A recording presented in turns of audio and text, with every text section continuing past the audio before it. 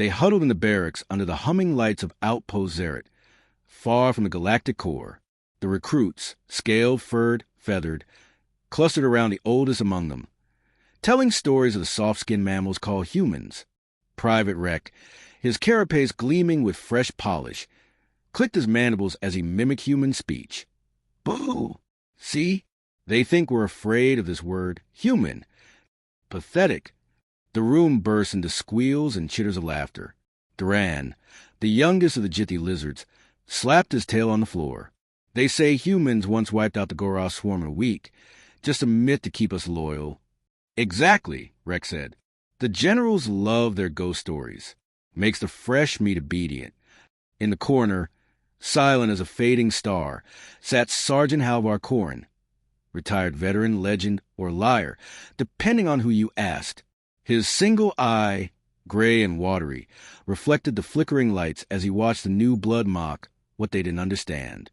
Hey, old bones. Rek turned to him, emboldened by the laughter. You fought at Ressus Prime, didn't you?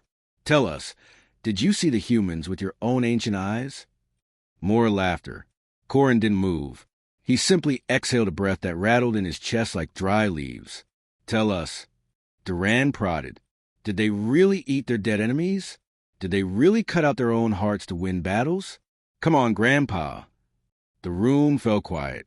Corrin shifted forward. His voice was dry gravel dragged over steel. You think they're myths? He looked around. You think you'd be here laughing if they were just stories. Silence, but Rex sneered, clicking his claws. Yeah. Scare us, old man.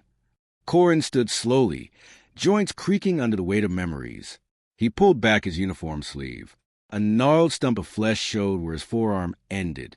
Ressus Prime, he said. That's where I left this. And nearly my life. He stepped closer. The circle widened as if his scars radiated heat. We thought they were soft, too. We thought we'd show them real war. 30 regiments. 70 armored carriers, orbital superiority. We landed expecting a clean sweep.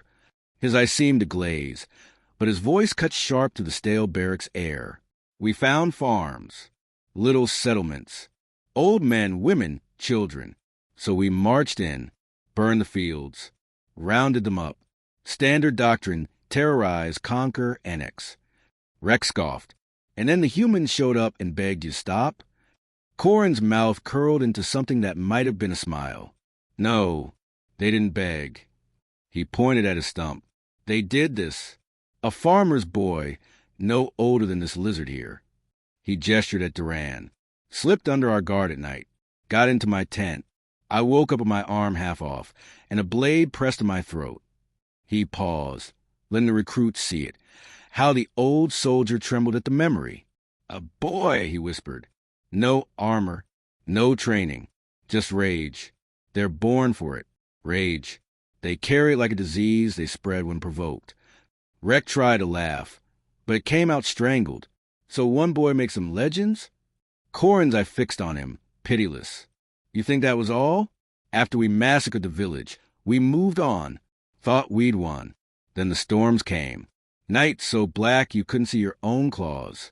One by one, my squad vanished. Next slit, bombs in our rations. Mines under the tanks. We brought the latest tech, and they fought us with garden tools and dynamite. Duran's scales dulled as his frill drooped. But they're primitive, right? Weak bodies, small numbers, they're small, Corrin agreed. Soft skin tears easy. Bones snap, but it doesn't matter. They stand back up. Again, and again. He coughed, phlegm rattling in his throat. They never stop. They never surrender. They never forget. And they never fight fair. The recruits shivered, glancing at each other. Rek forced a grin. You're just trying to scare us. Everyone knows Ressus Prime fell. You won. Corrin nodded slowly. Yes, we leveled the continent, glassed it from orbit, declared victory. His voice dropped to a ragged whisper. And that's when we really lost. Because every farm boy and girl we killed became 10 soldiers in the next fight. They learned. They adapted. In one cycle, they were building weapons better than ours. They sabotaged our factories on 3 worlds. Then they hit our home colonies, places we thought untouchable. He leaned in, close enough that Rec flinched back. You think you're laughing at myths? You're laughing at your own funeral. The room was silent. Even the humming lights seemed afraid to flicker too loudly. Why didn't they wipe us out then? Duran asked, voice tiny. Corin let out a dry chuckle that died in his throat. Because we signed the accord, paid reparations, promised never to touch their worlds again. And they left us alone. They wanted to be left alone. He looked around at the young faces. But here we are again. Border skirmishes, probes, small raids. Command thinks they're weak now, that we can test them. They think the humans forgot.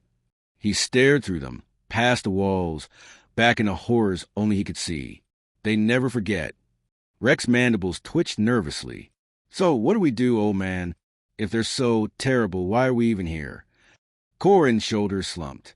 He seemed smaller now, as if the ghost drained him, because command never listens, and kids like you never believe. He gestured at the barracks door. Go on. Laugh. Call them myths.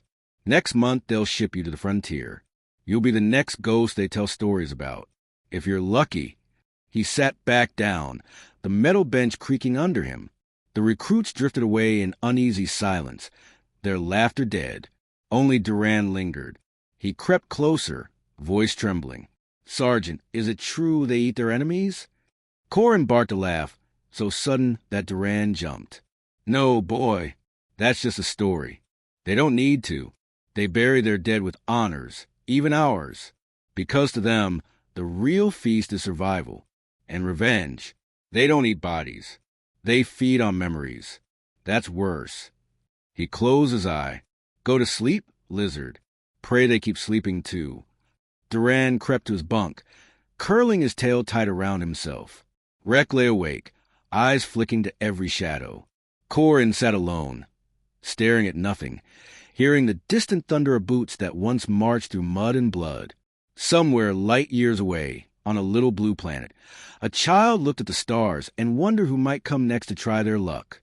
And deep in the silence of outpost Zereth, the myths waited patient, teeth bare behind a veil of stories the young always laughed at, until they learned the truth.